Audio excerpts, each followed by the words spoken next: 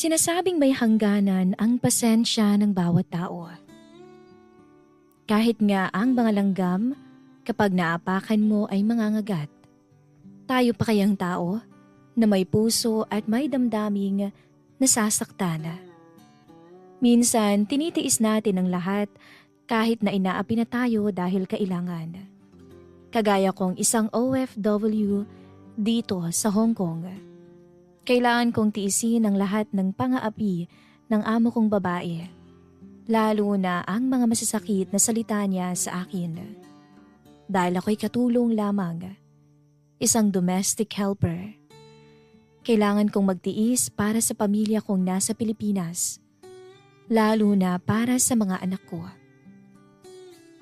Miss Kay, magandang araw po sa inyong lahat. Itago mo na lang ako sa pangalang Cherry. 34 years old na po ako at kasalukuyan akong OFW ngayon sa bansang Hong Kong. Nangyari ang kwento kong ito nung ako'y nasa Dubai pa. 7 buwan na ako noon sa amo kong teacher.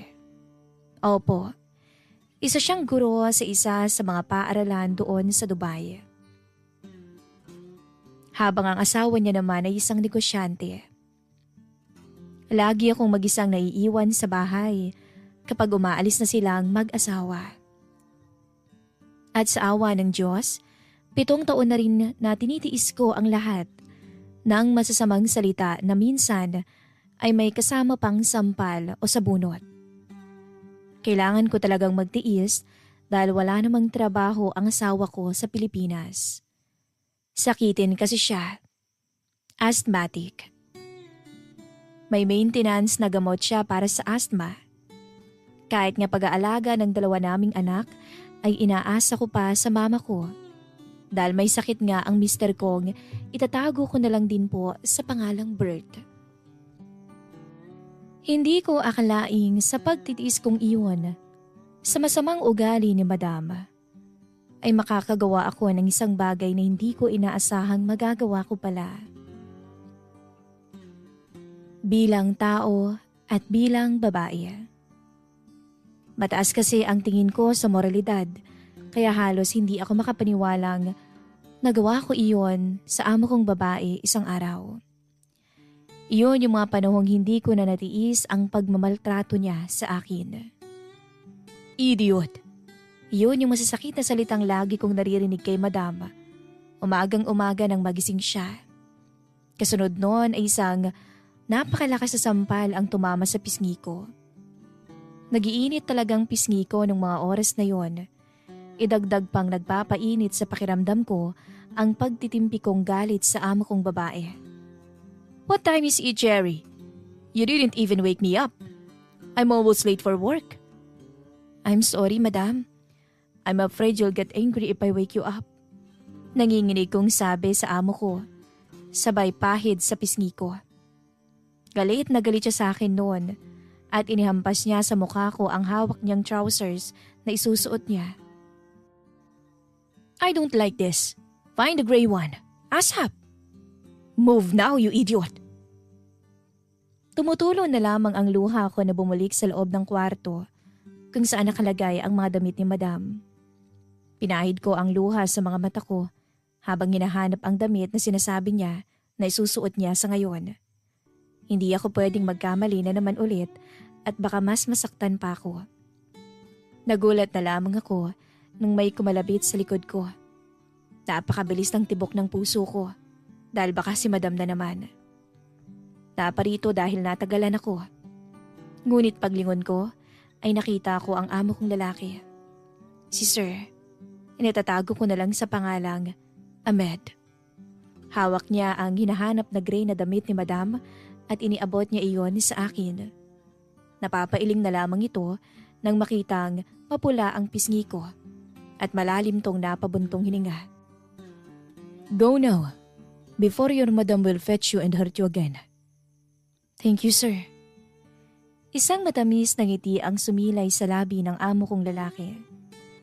Hindi ko alam pero mabait sa akin si sir. Sa 7 buwan kong pananatili dito sa kanilang bahay, ay napapansin ko kaagad ang kaibahan nila ni Madam. Hindi ako kailanman sinigawan ni Sir, habang si Madam ay laging nakasigaw sa akin. Napapansin ko na rin nitong mga huling buwan ang kakaibang mga tingin sa akin ni Sir. Babae ako at naiintindihan ko ang ibig sabihin ng mga tingin na iyon. Naiintindihan kong nagkakagusto na sa akin ang amo kong lalaki. Nung una ay iwas na iwas ako kay Sir Ahmed. Lalo na alam ko kung gaano kademonya si Madam. Kagaya na lang ng isang araw, nauwi si Sir Ahmed ng maaga. 2:00 pa lang ng hapon ay nakauwi na ito sa bahay at nagrereklamong masakit ang ulo nito. Inutusan niya akong i-massage ang ulo niya para daw maibsan ang sakit na nadarama niya. Kinakabahan talaga ako sa paraan ng pagtingin sa akin ni Sir. Ginawa ko ang gusto niya. May pahiwatig ang bawat pagdantay ng kamay niya sa mga kamay ko tuwing ginigiya niya ang mga daliri ko sa ulo niya. Napapansin ko ng mga sumunod na araw ay lagi nang umuuwi ng maaga si Sir Ahmed. Minsan ay sa bahay ito nagtatanghalian at nirarason pa niya hindi raw masarap ang pagkain sa labas. Hanggang isang araw ay nangyari na naman ang isang bagay na kinakatakutan ko. Hindi ko sinadyang makabasag ng isang pinggan ni Madam. Naguhugas ako ng pinggan noon nang bigla na lang sumulpot sa kusina si Madam at nagsalita. Sa pagkagulat ko ay nabitawan ko ang pinggan na hawak ko, kaya nabasag ito at bumagsak sa sahig. Madam? Madam, I'm sorry. I get scared and the plate, I accidentally drop it. Dumapo na naman sa kaliwang pisngi ko ang isang kamay ni Madam at ang isa pa ay sa kanan. Nakita ko sa refleksyon ng salaming pinto ang mukha kong tila kamatis na namumula. Napakasakit ng 2 palad ni Madam na siyang tumama sa pisngi ko. You're a stupid pig, idiot. Very careless. But Madam, akmang hahambalusin pa sana niya ako ng hawak niyang tray. Nang dumating at pinigil siya ni Sir Ahmed. Napapatulo na lang ang luha ko. Sabay po na sa tiyo ko. This bitch is killing me, Ahmed. This is enough. You already hurt her. Do you want to go to prison? That is just a plate. We have a lot of plates at home. Hawak ni Sir ang mga kamay ni Madam habang nilalayo sa akin. Cherry, just clean the mess and get medicine. You have a scratch in your face. Napatango-tango na lang ako. Kaagad akong kumilos para iligpit ang nagkalat na basag na pinggan sa sahig.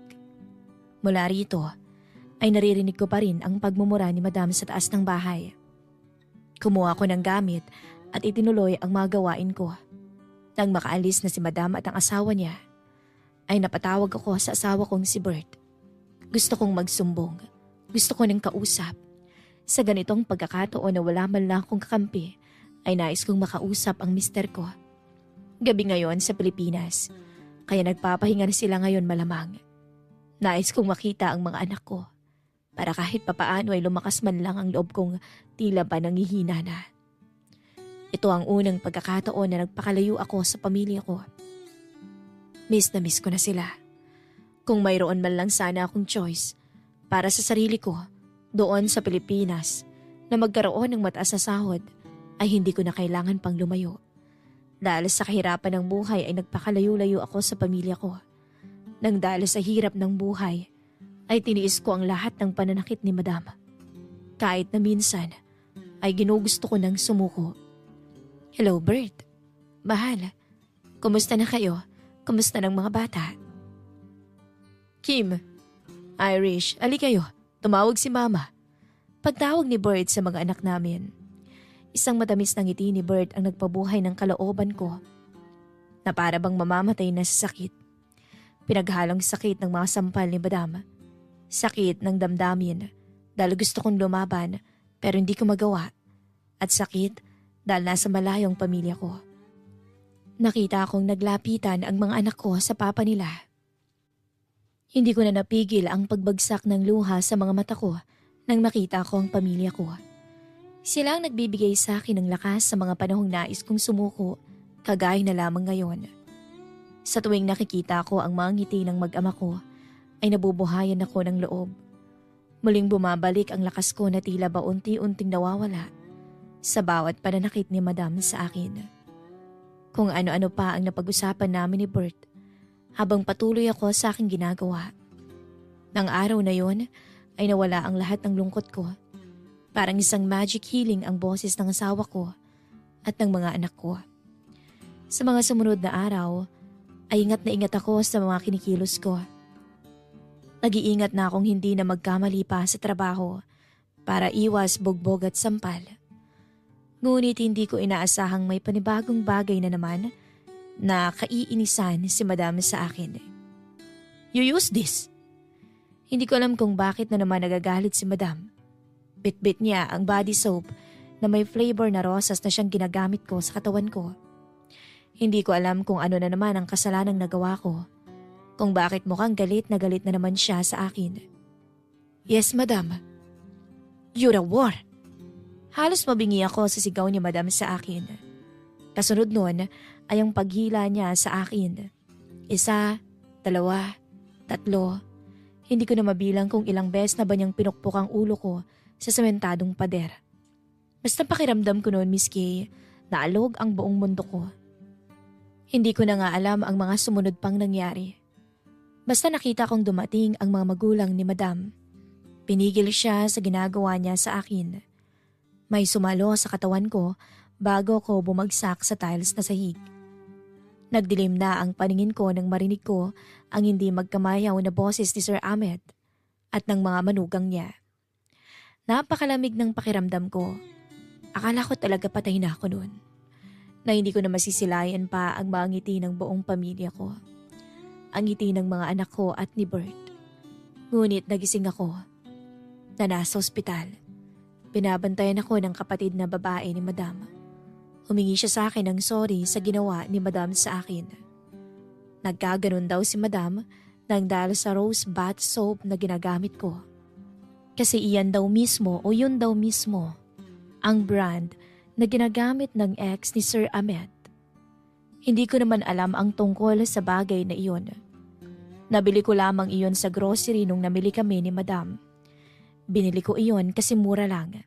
Naka-buy one, take one. Pero para sa akin, hindi sapat na dahilan iyon para lamang pagbuntunan niya ako ng galit.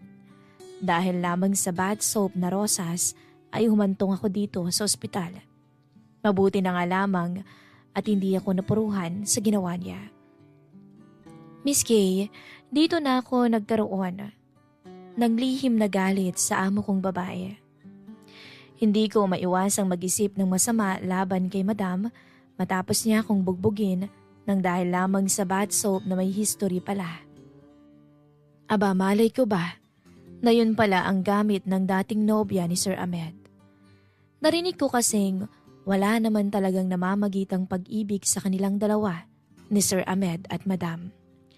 Ipinagkasundo lang pala talaga sila ng mga magulang nila. May kasintahan daw pala si Sir noon bago sila kinasal ni Madam. At kahit noong nagsasama na sila ni Madam at si Sir Ahmed ay patuloy ang pagkikita nila ng palihim. Alam kong parang obsessed si Madam kay Sir. Halata ko yon. Kaya daw galit na galit si Madam sa babaeng yun. Na kahit ang gamit nito sa katawan ay kinamumuhian at kinaiinisan niya. Kaya ako nasaktan ng ganun. Ganun niya kagusto si Sir Ahmed. Nang nakalabas na ako sa ospital at nakauwi na ako sa bahay, ay hindi man lang humingi ng tawad si Madam sa akin. Mas mabuti pa ang pamilya niya at si Sir Ahmed. Sila ang humingi ng dispensa sa akin at nangakong hindi na iyon mauulit pa. Nagpapakuha na kasi sana ako sa agency.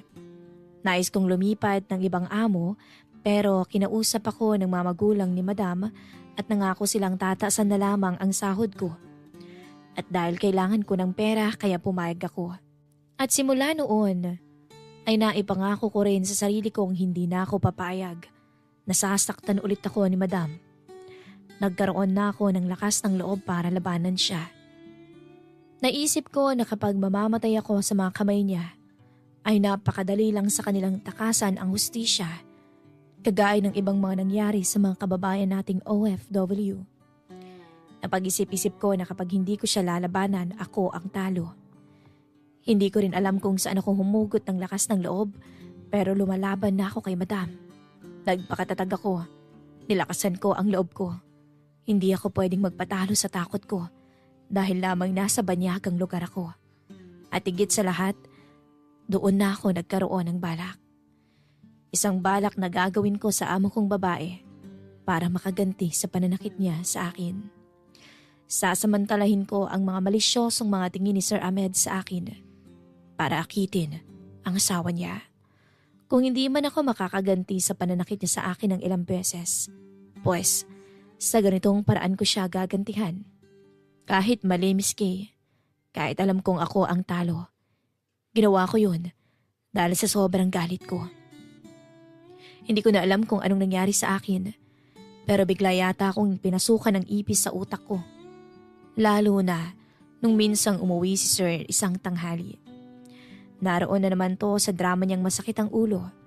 Nagpapamasahe sa sentido niya. Sinadya kong mas ilapit ang sarili ko kay Sir Ahmed. Kahit na medyo nung una ay kinikilabutan ako nang magdikit ang mga balat namin. Pero tiniis ko para lamang sa balak kong paghiganti. Para ito sa lahat ng pananakit niya sa akin. Total naman ay kailangan ko rin ng malaking pera para sa pamilya ko. Bakit hindi ko hututan ang amo kong lalaki? Sir, do you like this? Pagtatanong ko sa amo ko nang magsimula na ako sa kalokohan ko. Lahat ng katinoan sa utak ko ng mga oras na yon ay tila nawala, Miss Kay. Pakiramdam ko ay sinaniban ako ng kakaibang espiritu sa katawan ko nang magsimulang rumisponde si Sir Ahmed sa bawat haplos na ginawa ko. Espiritu ng kalandian. At aaminin ko, nagustuhan ko ang ginawa namin ng amo kong lalaki. Alam ko sa sarili ko na mali ako, pero nang abutan niya ako ng malaking pera, ay nawala lahat ng pag-aalinlangan ko. Oo, Miss Kay, sa sofa. Doon may nangyari sa aming dalawa. Isang lihim na kami lang dapat dalawa ang makaalam. Bahala na. Bahala na ang lahat. Ang mahalaga ay pera. Malaking pera na mag-aahon sa pamilya ko sa kahirapan sa Pilipinas. At higit sa lahat, sa ganitong paraan ay makakaganti pa ako sa amo kong babae sa lahat ng pananakit niya sa akin. Nung una, Miss Kay, aaminin kong nakokonsensya ako, lalo na nung tumawag sa akin si Bert. Lalo na nung makita ko ang saya sa mukha nito sa sinabi kong magpapadala ako ng pera para matupad ang pangarap naming magtayo ng sari-sari store. Nawala yung konsensya ko sa pagkakamaling nagawa ko.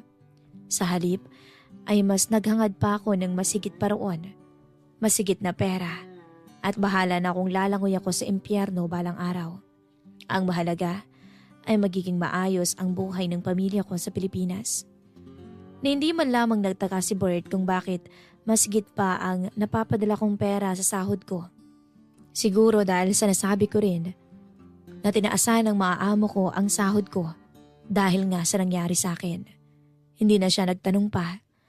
Basta masaya lamang siya na binida sa akin ang pinapagawa niyang tindahan para sa akin, para sa amin.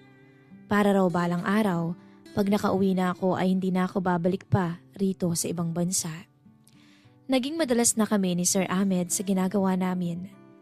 At pagkatapos kong ibigay ang katawan ko sa kanya, ay babayaran naman niya ako ng malaking halaga. At hindi man lamang ito nalalaman ni Madam. Isang umaga, ay nagulat na lamang ako nang marinig ang pag-aaway ni na Sir Ahmed at Madam. Dinig na dinig kong nagagalit si Madam kay Sir. Hinahanap nito kung saan ginagamit ni Sir ang pera na nawawala sa savings nilang mag-asawa. Hindi ko napigilan ang mapangisi.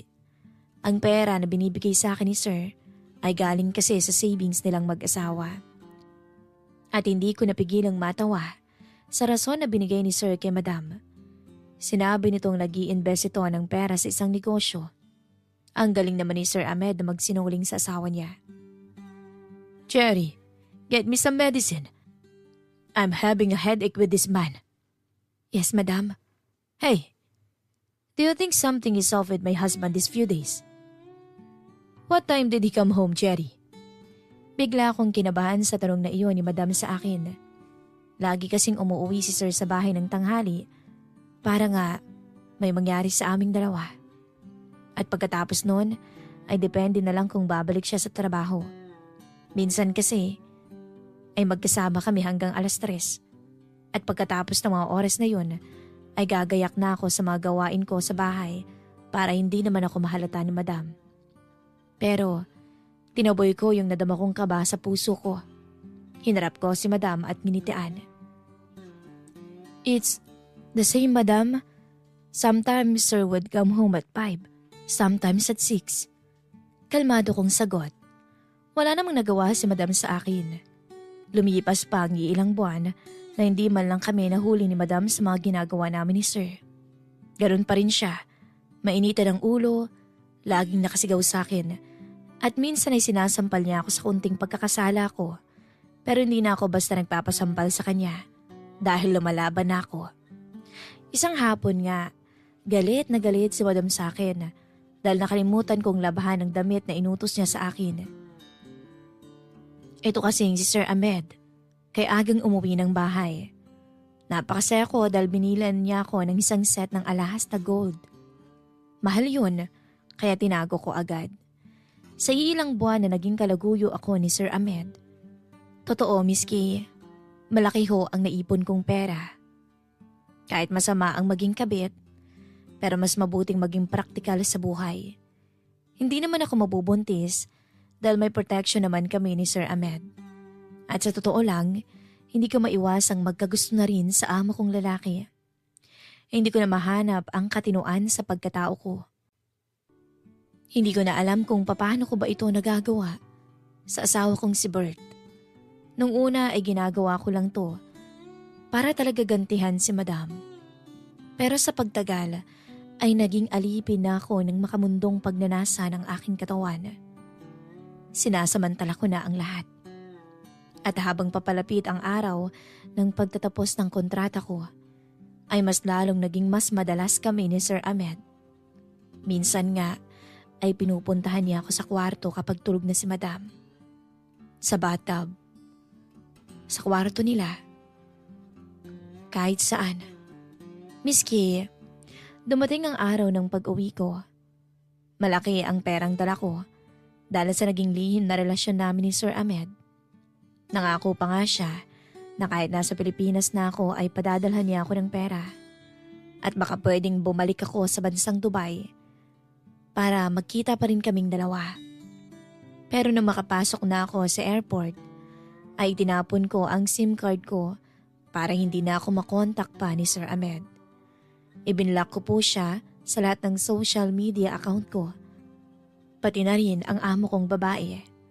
Nangako kung hindi na ako babalik sa bansang Dubai. At hindi ko nagagawin ang nagawa kong pagkakamali sa asawa ko. Nakauwi ako sa Pilipinas, Miss Kay. Nagbalik ako sa pamilya ko na masaya. Pero hindi ko na maintindihan ang sarili ko. Nakokonsensya ako. Lumaki ang grocery store namin dahil ang lahat ng perang naipon ko ay pinundar ko sa negosyo. Pero totoo pala, Miss Kay, na ang pera mula sa kasamaan ay hindi magtatagal. Para lamang itong isang hangin na dadaan sa mga kamay mo. Sunod-sunod ang kamalasan sa buhay naming mag-asawa.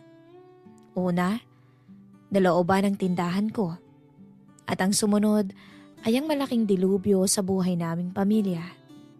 Noong nakaraang taon lang sa isang malakas na bagyo, ay tinangay ng baha ang lahat at nawala sa akin na para bang bula. Nawala ang tindahan ko na tinangay ng malaking baha. Nasira ang bahay namin at muli kaming bumalik sa dati. Naghihirap sa buhay. Isa yung malaking leksyon sa buhay ko, Miss Kay, na ang perang galing sa kasamaan, sa isang iglap at isang pitik ay mawawala din. Sa ngayon po, ay bumalik ako sa pagiging domestic helper dito na sa bansang Hong Kong. Pero naging maayos na ako, Miss Kay. Hindi ko naman nakinabit ang aking among lalaki. Araw-araw akong nagdadasal at kumakapit sa Panginoon na bigyan niya ako ng lakas. At huwag nang matukso pa. Hanggang dito na lamang po ang aking kwento, Miss Kay. At maraming salamat po sa inyo sa pagbibigay mo ng oras sa kwentong ito dito sa inyong channel. Pasensya na rin, Miss Kay, kung masyado pong magulo kung paano ko nilahad ang kwento. Maraming salamat po sa inyong team. At sana'y marami pang magbahagi ng kwento dito po sa inyong programa. Muli, ako po ang inyong sender sa araw na ito. Nagmamahal, Cherry.